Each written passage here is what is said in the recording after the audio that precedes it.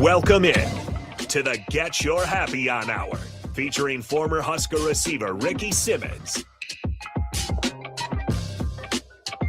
Welcome to the Get Your Happy On Hour. I'm your host, Ricky C. Simmons. It's 937 The Ticket. Got to give a big shout out to Empire Fencing and Matt Warner out in Waverly, Nebraska. Man, you guys are doing big things. Hoping to get Matt in here in the studio. Start the 26th year off. If that happens, I'll look forward to it. He's a very positive guy. And as y'all already know, I love positivity. That's just kind of my thing. Well, I have a guest tonight. His name is Terrell Farley. I don't know where he's at. I'm thinking Terrell done fell asleep or something on me and didn't remember he was supposed to be here. So we'll just make it work without Terrell until he might show up. So we'll play it however we play it. Well, Bach, looks like tonight it's just me and you, and I want everybody to understand that this is the last show for 2025. There will be no show next week. I really, very grateful for the opportunity to do this show because it gives me the opportunity to lift people up. And to be honest with you, I haven't always been a real positive person. It's just really took over the last 16 years. But prior to that, boy, there was I don't know if train wreck might be a compliment to what it really was. So me and Bach gonna have a little fun tonight, and Bach's gonna actually interview me. So let's make this last show of the year. Let's make it happen. And if T. Farley shows up, we'll fit him in. But if not, we'll get through it. So Bach, man, tell me what I'll put it this way, Bob. You know I like to be positive, but feel free to ask me any question you want to ask, and I'll do my best to try to answer. Well, I know, and we can start from your humble beginnings once we get there in a second. But I did want to know, with this being your last show of the year, of course, as we head into the holiday season, I know you say it can be a struggling time, I guess, for recovering addicts and all of that. But I do want to know, in general, what's a random Christmas, I suppose, look like for Ricky C. Simmons?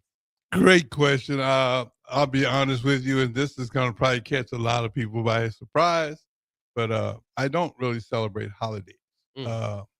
I grew up, understanding the value of holidays, but I lost both parents in 2006, and that kind of took the joy out of holidays for me. I respect everyone that do celebrate them, but I personally don't celebrate holidays, birthday. I don't celebrate much of anything because I don't, and this is my logic. I celebrate every single day. So I don't need to every day is a holiday to me. So I don't really see the need to set aside, do special things on certain days. Well, fair enough. All right, let's continue that, because there's one more additional, of course, holiday following Christmas, and it might be the same type of thing, but you're a very goal-oriented person, and like you said, kind of slides forward. Does New Year's do anything for you? Resetting the calendar? No, well, I tweak a few things every New Year. And when I say tweak them, it's like I don't really change much because the theme is the theme. I love to be positive and happy. The only thing I really tweak, I think, every year, every New Year's, is I do my best to try to eliminate negativity, and whether that be people, places, or things. That's a big thing for me. I try my best to avoid adversity the best that I can, and I try to be respectful of others that maybe going through difficult times. I try to give them space. So I really don't. I mean, but as far as just setting goals of what I want to do, I do. I do that every day. So New Year's, I'm very honored if I'm blessed to see the new year. I'm grateful, but I don't really do anything different other than try to minimize negativity the best I can. Oh, fair enough. All right, let's get into the humble beginnings, as I put it. I know you're from Texas. What is the beginning? What is the origin story of Well, Ricky C. Simmons?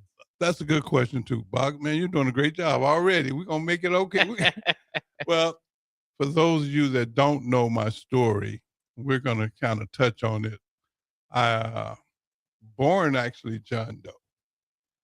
First 4 days of life, my name was John Doe, uh, and at 4 days old, Clyde and Bertha Simmons, who I know as my parents, they showed up at this hospital and adopted me and named me Ricky Clyde Simmons. That's where the Ricky C. Simmons comes from. Best situation that I could have asked for under the conditions. They were both school teachers with master's degrees, very educated people. I had a great upbringing. I didn't want for anything. My parents were financially good, so my dad was like a serious entrepreneur for the '60s in the South.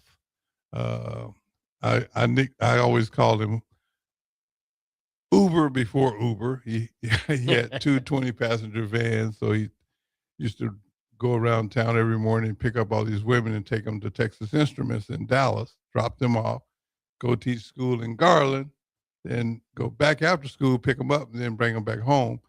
And he had hired another gentleman to drive the other van because they went to a different company in Dallas.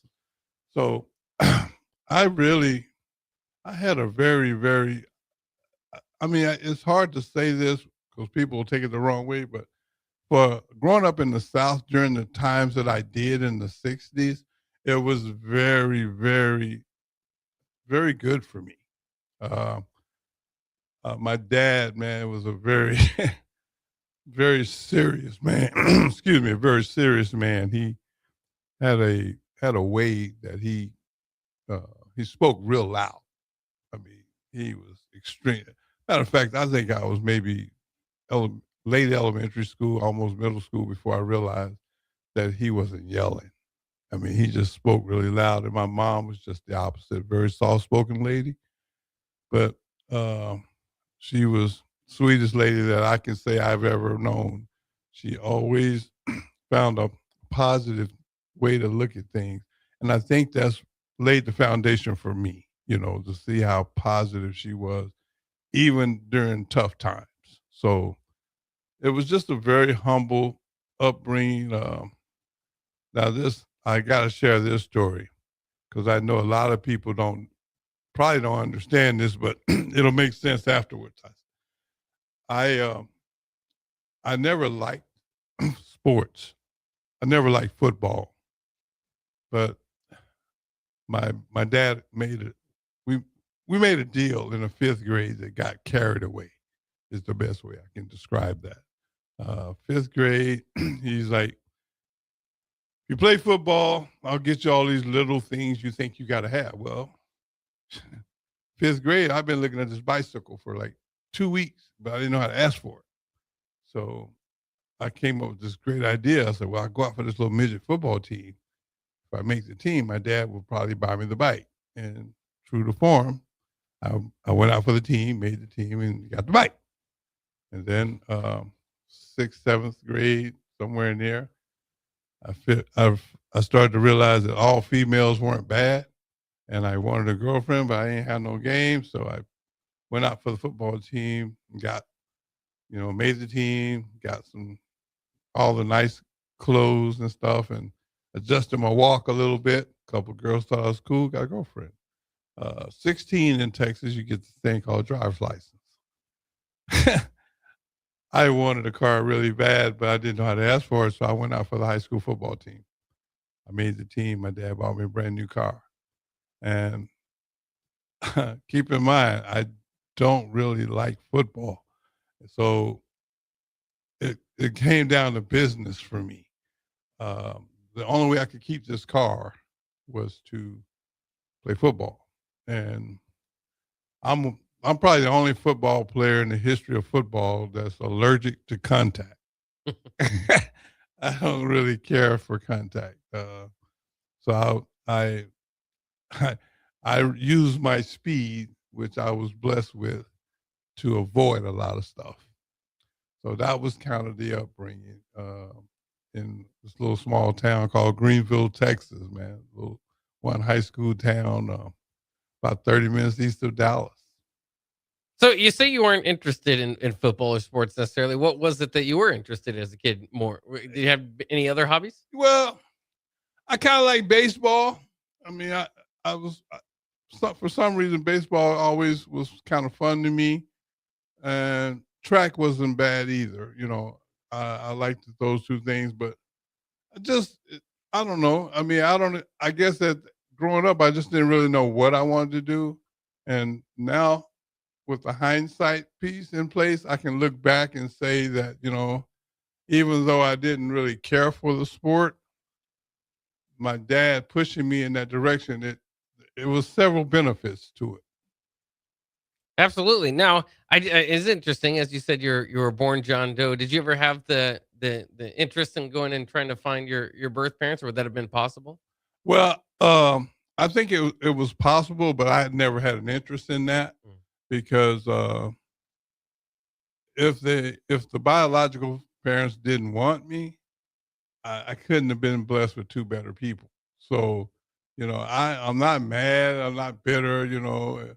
I've been asked that question several times, in my life, and my answer's still the same. If you ever see them or whatever, just tell them I said thank you, because if you didn't want me, you couldn't have gave me to two better people. Mm. So no hard feelings. Yeah. And obviously you did have didn't resemble your parents quite as easily. I mean, the adoption. What age did that kind of have to come up to kind of realize that they weren't your birth parents? I didn't. I mean, I had heard, I'd hear things growing up, but I never paid no attention because to me they were mom and dad. Right. And I really didn't figure it out or really find out for sure until gosh, I was in my 40s actually, and I was back in Texas. I think it was 2004. I went back to Texas to take care of my parents because they were getting elderly, and my dad had a lot of stuff, like rental properties. He just, we had a large house. I mean, he just had a lot of stuff going on, and he just physically couldn't maintain everything. So I I went back to Texas to help them because uh, I'm gonna use their words. My mother says, and that's another thing about my mom. She called everybody baby. So she's like, "Baby, I don't want to go to a nursing home." And my dad looked at me and said, "I ain't going. Put me in the ground first, Ricky." So I knew right then and there that it was my job to basically take care of them. And I was not healthy. I was in an addiction, but I somehow, and I give God all the credit, somehow I was able to take care of them, and they never missed any doctor's appointments. I had home health care coming in, take care of them. I did all the domestic stuff. I fixed meals and kept the house clean. I did those things, but my mom had dementia and she was a diabetic, and my dad was just physically failing. He was on a walker, and I took care of him for about 2 years. And I tell this story right here because it's kind of the foundation to who I am today. But I would put my parents to bed every night about 10 o'clock, and I kept the house really quiet because my room was up in a totally different section of the house, but I kept everything quiet so I could hear them if they called and needed something. And one night after I put them to bed, I was in my room doing what I do, which is I had to provide 24-hour, coverage, or they would adult protective services would come in, and snatch them up, and I couldn't allow that, and that's no excuse. It's just me being brutally honest with everybody. I did what I had to do to be up, and it was using drugs. And one night I was in my room and I heard this clinking noise. It was like clink, clink, clink, and I was like, "Oh man!" And it was my dad's walker. I heard it coming up the hallway, and he got outside of my door and he yelled. He was like, "Ricky!" Scared the what out of me because I was doing drugs, and I ran out in the hallway. I was like, "What's going on, big man?" He's like, "Boy, I need you to promise me 3 things." I'm like, "Okay." He said, "No, say you promise." I said, "I promise, Dad. What's going on?" He said, "Son, don't you never give up." Because he knew what I was doing. I said, "Dad, I won't give up. I promise." And he said, "The second thing is," he said, "at some point, you need to put God in your life." And I'm like, "Dad, it won't be tonight, but at some point I will." He said, "That's fair."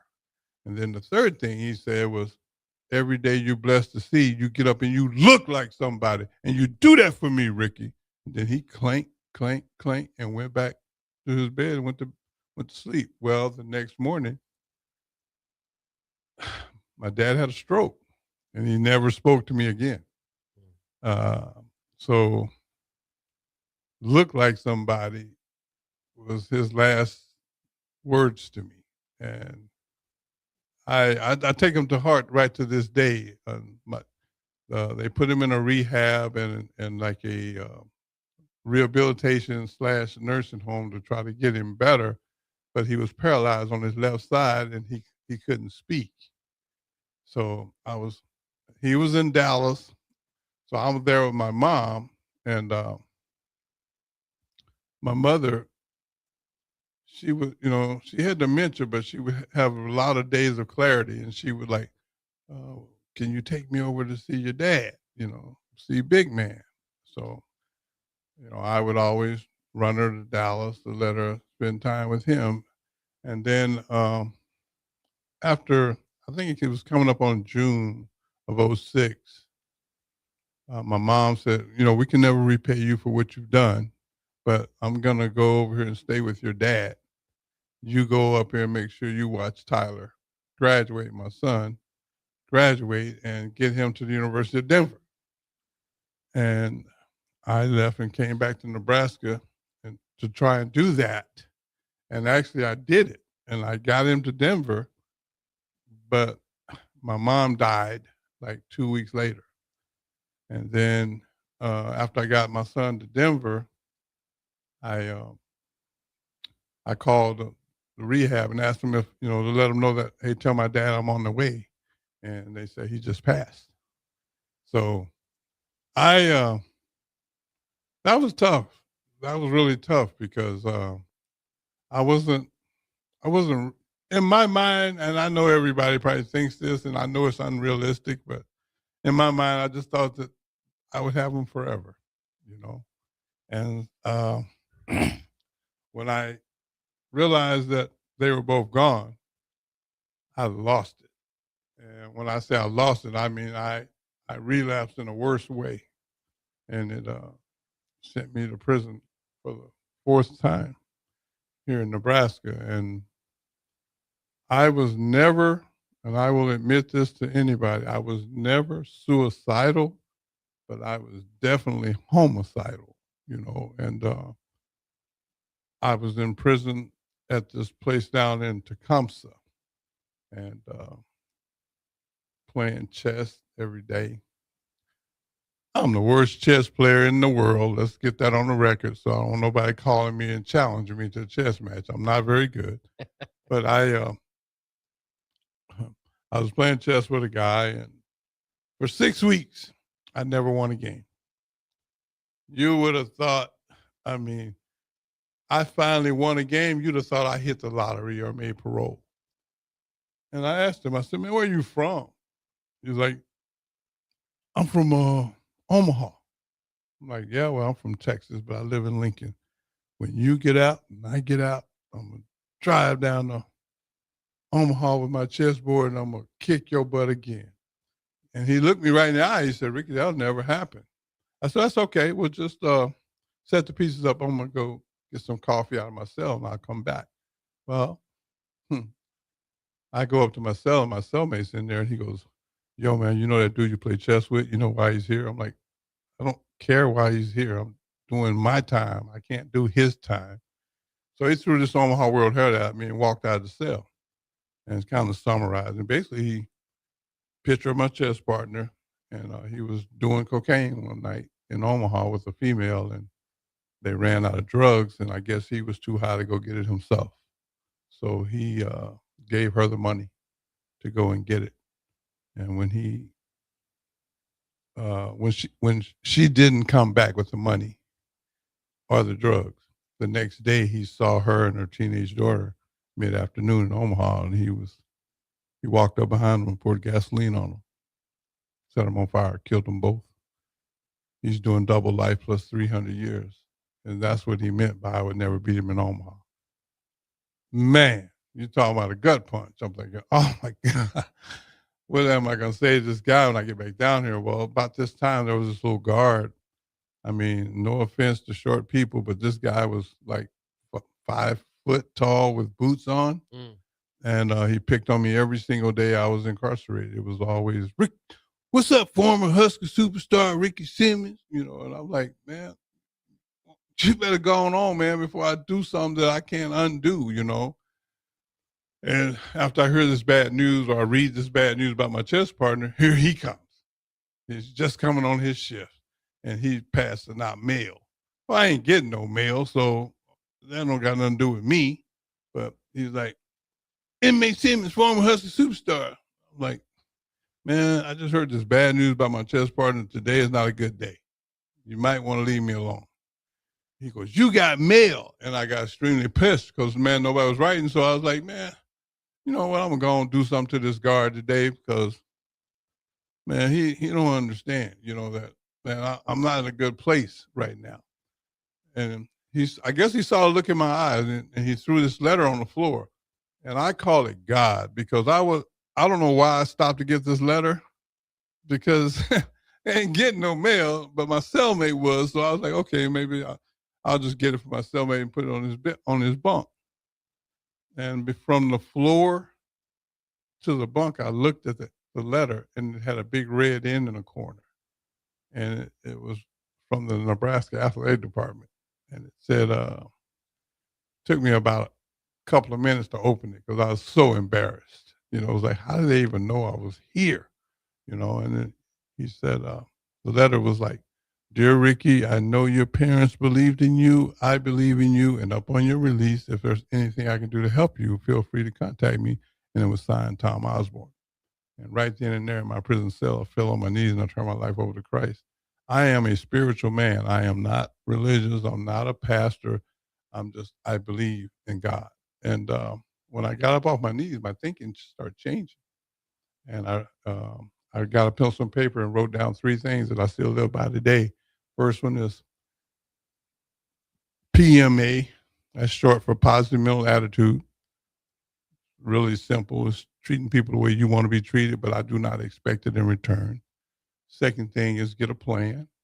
And the third thing was you need motivation. For the first 2, I chose haters. I feel like most people have them, whether they acknowledge them or not. There's people out here in this world that don't want to see you be successful.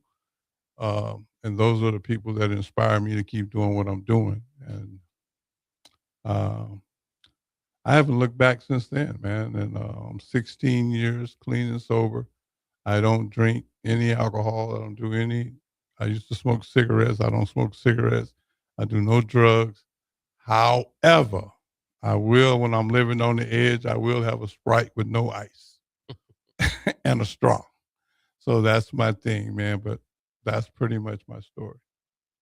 That's obviously a great story. It is. We're getting up there for breaks, so we'll let you Okay. go ahead and throw it. We're going to take a quick break right here on 93.7 The Ticket. Let's get the happy on hour. Don't y'all go anywhere.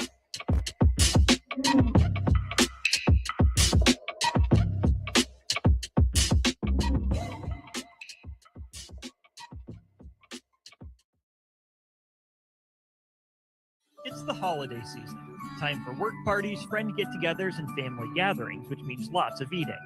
Maybe you think you've perfected your holiday meals, and maybe you have no idea where to even start. Let's fix that right now.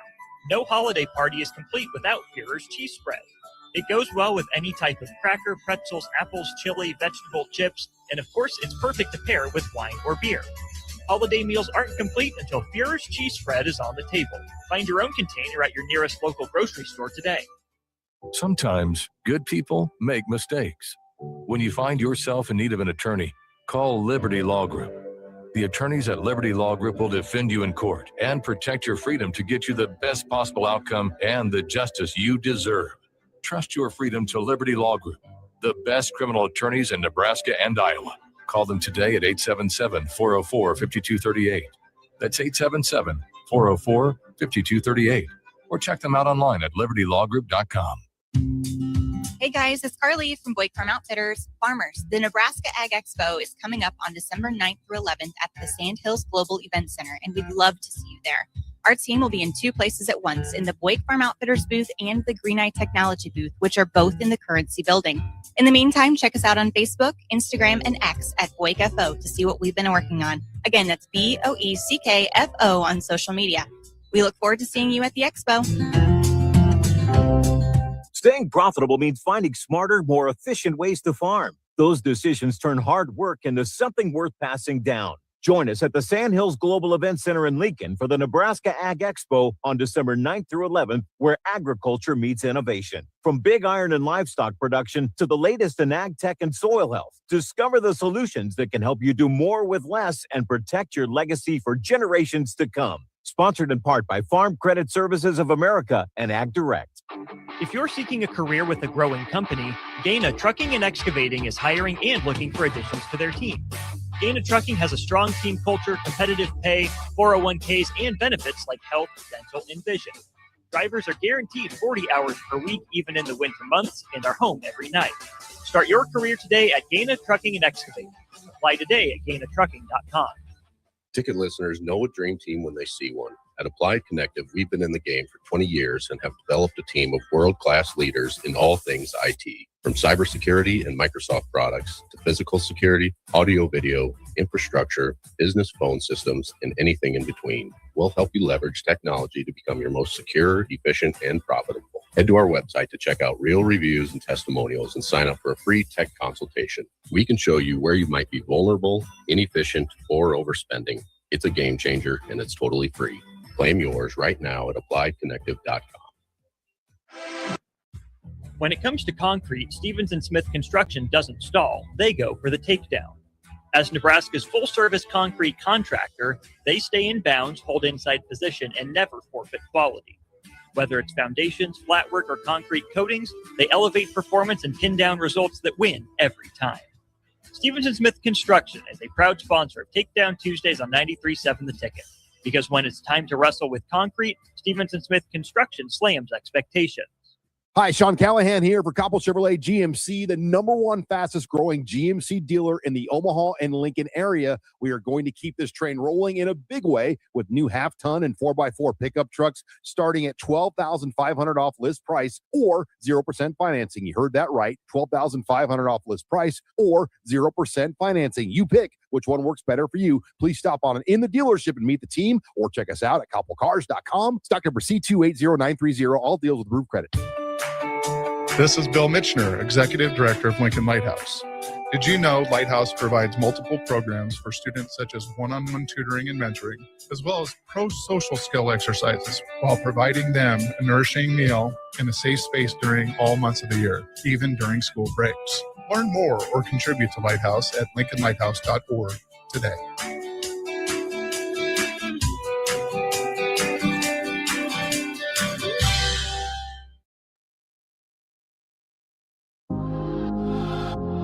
Back to the Get Your Happy On Hour, featuring former Husker receiver Ricky Simmons. And we're back. Man, Bach has got me going out here with these questions, man. I'm feeling it and I'm appreciative of it because a lot of people, they see me on social media and they see me dancing and laughing and having fun all the time, but they don't really understand where that comes from. And some people has even went as far as like to question it, like, is it real or are you just putting, you just faking it? Well, first of all, let me explain something. I'm a grown man. I don't have to fake nothing.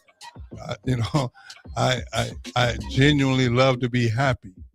But when you've been through what I've been through, it's easier for you to understand. And that's kind of what I'm doing tonight, trying to explain to people my past so that they understand what's going on with me currently. So, Bach, we got anybody that's checked in? Yeah, we got a few here on YouTube. Brett says, "Happy Sunday, Big Brett and Jake." What? Man, I see you doing big things down there in Tulsa, little bro. You keep doing your thing. I'm proud of you. And then we have Carlo Walker also joining on, saying off YouTube, saying happy holidays. What? Happy holidays, young lady. And don't you dare forget to tell your mother I said the same. All right, let's continue with the questions and getting better to know Ricky. Obviously, as we kind of left off there, you mentioned turning your life over and from inside a prison cell there. Once you get out, I mean, when you make that decision, and then once you get out, you got to transition, or maybe you have a little bit from having been in to the sober lifestyle. But now all the challenges are there of it being around and available to you. How did you transition to a sober lifestyle? Well, that was and it still is. I mean, I'm not cured by no stretch, but I will say this: it was very difficult at first because I didn't know anyone that was living a sober lifestyle. All my friends or whatever were doing something that I could no longer do. So that made it a little tough for me. But, I just kept asking God for help. And I brought this routine home from prison that I still use to this very day. And it's I wake up every morning at 3 a.m. without an alarm. Turn my life over to Christ. I do a set of spiritual readings, and I drink coffee out of a prison mug. It lays the foundation for my day. That doesn't make sense to nobody but me, and I'm cool with that. But I felt like I had to learn how to live as an adult because sober living is not something that comes with instructions. Everybody's different. Everybody has a different way of getting to this goal. My way, I implement little things on like year to year. Like now, I think I'm up to about 15, maybe 16 people that I mentor, and I reach out to all of them every morning via text message to let them know that hey, we got another opportunity at this thing called sobriety. I'm very serious about sobriety. I have no problem with no one that's not serious about being sober. If a person chooses to drink or whatever, that's all good. I just can't do it with you. I don't, like I said, I don't smoke. So sometimes I get invited to places like cigar bars. Most cases, I have to decline because I can't breathe in a cigar bar. So uh, nothing against cigar smokers, but I personally just can't breathe, and I think breathing is kind of important. So I had to make some adjustments, and it's a day-to-day thing, and I don't, a lot of people don't understand, but one day at a time. I've gotten up to right now. I'm at 16 years and 6 months clean and sober living, and I look at that as I'm I'm I'm just getting started because I got the rest of my life one day at a time to try to continue this journey that I'm on. It's interesting too, because when you hear about people doing that, they almost say there's like a fog lifted from their brain. Did you experience something like that? Do you feel like you're a different person from before? Yeah, well, see, my case was a little different. I mean, a lot of people might challenge this, but that's fine. Um, see, I got this thing where I don't fear anything. and that's what kind of got me in the trouble that I was in. I didn't have any fear. I didn't fear. Only thing I fear is God. Everything else, I don't fear. And when it comes to humans, I don't feel like I'm better than no human, but I think that's a two-way street. I don't feel like there's no human better than me. You may have more material things than me. You may have more money than me, but in my eyes, you're not better than me. But I'm not better than you either. And so with that mindset, uh, it made everything simple. And that's another thing about me. I'm not smart enough to do complicated. I've already got the track record to prove that. You know, 4 trips to prison, 10 treatment centers, you graduate 9 of them. I think I got a PhD in making mistakes. So I'm fairly comfortable knowing what I can and can't do. But this sober lifestyle is why I think one of the biggest reasons why I love being sober is because I'm in control of my mind. And the big thing about being in control of my mind is, like I shared with you earlier, I was always very confrontational because I didn't fear anything. And I don't want controversy. I don't want adversity. I don't want, I guess the kids call it, smoke. I don't want none of that. But I laugh and joke a lot because I don't like where my mind goes when I get angry. So it's like I'm more afraid of my anger than I am anything, because it gets you out of character. So sober living, clear mind. A lot of the stuff I do don't make sense to nobody because I do some of the simplest things I do on a regular basis. Like I'll go to the car wash just about every day. I like a clean car. I like a full tank of gas all the time. And people be like, "Man, you got like 3/4 of tank. Why are you filling your car back up?" It's one of my quirks. So my deal is I understand who I am. And my goal right now is for the little time, because the way I look at it is the time that I have left on this earth, I want to try to encourage and help as many people as I can. So that's where I got into the speaking part too.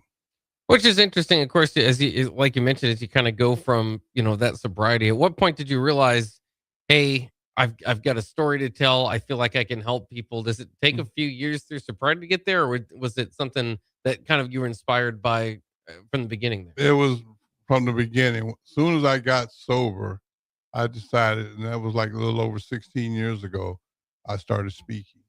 And as soon as I got released, I hit the ground running. And the reason why I wanted to become a speaker was because a lot of times when I was in the worst of times, whether I was incarcerated or in a treatment center, they would have people come in and speak, but they always gave me the impression that they were talking down to me. And I didn't think that was beneficial. So by these, when I got out, I decided I'm going to be a speaker and I'm going to go and uplift people. And that's exactly what I do. I mean, when I go into all different type of places. I go into churches, I go into high schools, middle schools, I go into treatment centers, prisons. I've spoken to car dealerships. I mean, I go wherever there is a need. I mean, because I feel like my message transcends more than just addiction. All right, I think we're about at that time again to take a break, so I'll let you go ahead and throw it to break for our final segment. Man, Bach's doing his thing. We're going to take another break and come back and wrap this show up. Don't y'all go nowhere. This is 93.7 The Tickets to get you happy on out.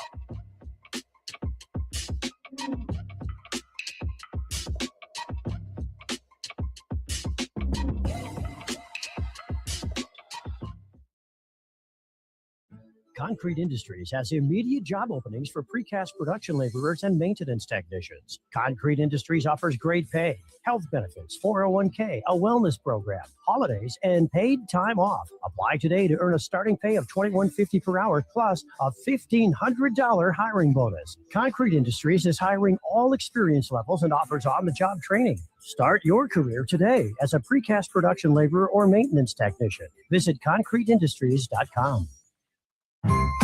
Don't be fooled by the typical holiday ads this year. A new car for your significant other is a dream, but not a likely reality. Why not upgrade the current car you have with a detail? This year's hot item is a gift certificate from Nebraska Auto Detail to make your car look and smell fully refreshed again. We all have clutter and we all make messes, but it doesn't have to stay like that. Give the gift of a clean car this holiday. Buy your certificate at NebraskaAutoDetail.com or call 402-601-5086 for an appointment today. If you're seeking a career with a growing company, Gaina Trucking and Excavating is hiring and looking for additions to their team. Gaina Trucking has a strong team culture, competitive pay, 401ks, and benefits like health, dental, and vision. Drivers are guaranteed 40 hours per week, even in the winter months, and are home every night. Start your career today at Gaina Trucking and Excavating. Apply today at GainaTrucking.com.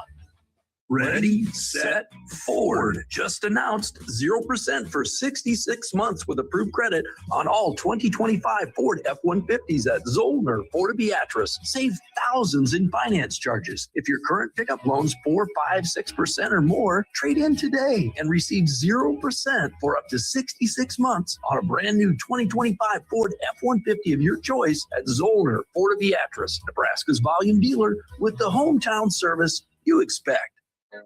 At Raising Cane's, we focus on being the best at one thing and getting it right every time.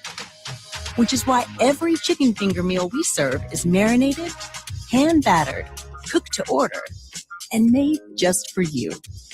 Quality isn't complicated, and our menu is proof. Raising Cane's chicken fingers, one love. Skip the line and order with our app or online. This holiday season, bring home a tradition that tastes like celebration. Beatrice Bakery's world-famous fruitcake, baked in the heart of Nebraska with rich, golden batter, real cherries, pineapple, crunchy nuts, and a splash of old-fashioned goodness. It's moist, flavorful, and crafted the same way for generations. It's the fruitcake that turns skeptics into believers. Find Beatrice Bakery fruitcake online at grandmasbakeshop.com or at your favorite retailer and make your holidays deliciously unforgettable with the help of Beatrice Bakery's world-famous fruitcake. Are you ready for a new opportunity? Check out Sandhills Global. Join a dynamic team where your skills are valued and your career can soar. We offer full-time positions with a 4.5-day work week, competitive pay, excellent benefits, and a positive work environment. From IT and marketing to sales and finance, we're looking for talented individuals just like you. Apply today at sandhills.jobs and take the first step towards an exciting future. That's sandhills.jobs. Don't wait, apply now. Bagels & Joe is the perfect place for breakfast or lunch in December. Try one of their delicious breakfast sandwiches or grilled breakfast burritos. Don't forget to snag a gift card for stocking stuffers and bring your family in from out of town. With 4 locations in Lincoln and 1 in Seward, Bagels & Joe. At Fairway Meat Market, you're family, and as part of the family, they want to save you money on your meat and groceries. Now through December 14th, enjoy USDA Choice 8-ounce New York strip, $6.99 each, 85% lean ground beef, $4.98 per pound, all natural boneless chicken breasts, $2.48 per pound, and holiday gift boxes are available for $50. That's all at Fairway Meat Market in the Rockledge Square Shopping Center, just south of 84th and Van Dorn.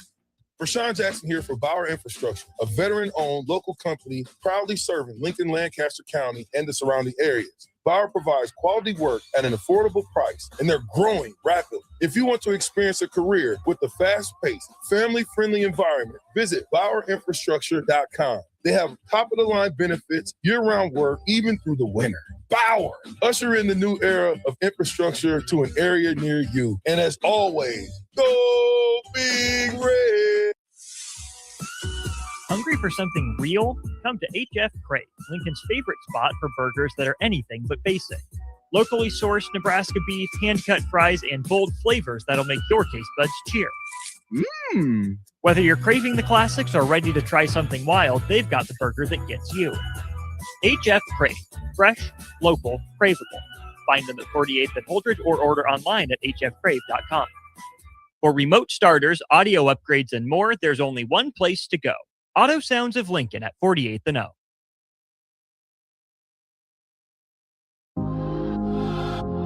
Back to the Get Your Happy On Hour, featuring former Husker receiver Ricky Simmons. And we're back. Man, Bach, got a couple more comments over there, huh? Yeah, we do. Brett just chiming in on YouTube saying, currently writing my final paper for the school year. Carla Walker says, congrats, Brett. So he's getting his work done. That's what's up, little brother. Keep doing big things. And Carla, I really appreciate your support as well. You know, I think that if I remember correctly, Bach, you had a couple of more questions for me. Yeah. So as we continue kind of this journey through your life, I wanted to know, now that we kind of talked about you getting into speaking. I've known you for a few years. I know you've had some accomplishments under your belt even since I've known you. Yeah. So I wanted to kind of hit on some of those. Whether it be coming from out of speaking or just what you've done with your life of sobriety the last 16 years. Well, thank you. A big shout out to Chris Johnson out in California. He basically helped me get 2 books completed. One of them, my first book, was The Explosion of Redemption, trying to win the trying to win the game of forgiveness, personal forgiveness in life. And the second one is 365 Days of Redemption. It's like a journal style book. So those, it's like a positive, day one's a positive quote, then lines for you to write down what you're dealing with that day. And then you do day 2, day 3, all the way up to 365 days. And then you go back at the first of the year or whenever you started the book. And then you kind of go over where you was at that time and compare it to where you are now. Done over, I can't even remember how many speeches I've done. Probably started in 2010. So I've been, I think the first speech I did was when I got out of prison. I showed back up at that same unit I got out of it 11 months later as a drug and alcohol counselor and a speaker versus a repeat offender. And I never looked back from there. And Coach Osborne has been there every inch of the way supporting me, because I had no credibility when I first started. So he offered to put his name behind what I'm doing. And it really has been a help, and it's still a help to this day. I don't know, man. I just love everything about what I do. I just understand. I had to make myself understand that just because I want to help people doesn't mean that everybody in our society is on board with that. And this is some advice for anyone that may want to do something positive with their life. Don't be discouraged if people don't support you or if people don't promote you. That's something that I encourage people to always keep grinding, man, because when you're doing positive things, unfortunately, it just doesn't get the attention that negative gets. That's just the way it is, and that's not a feel sorry for yourself type thing. I'm just trying to give you a heads up, because it sounds like when a lot of people hear me speak and they always come up to me and go, man, I want to do what you do. Well, first of all, you got to be, you need to make sure that's really what you want to do, because it's not a bunch of people going to support it always, and you can't get discouraged because of that. So, but the sober lifestyle is just refreshing to me, because I had a 25-year addiction, active addiction that always kept me in very difficult situations, and that was all on me. And now that part has been addressed, it's a lot easier and it's a lot less stress in my life. And that's why I laugh and joke so much, because I've been through so much that those days are, hopefully I can keep them in the rearview mirror, and that's the thing that's important to me. I just want to help people. But like I said, it's a day by day deal. But I also want to let people know that if they're interested in booking me, I have a website. That's rickycsimmons.com. And there's a tab on there for how you can book me. Kim Kelly is my business partner, and she takes care of all the bookings. I don't do that part, but she's more than happy. If you reach out to me, I will probably pass you on to her, and she will contact you, and we'll work something out.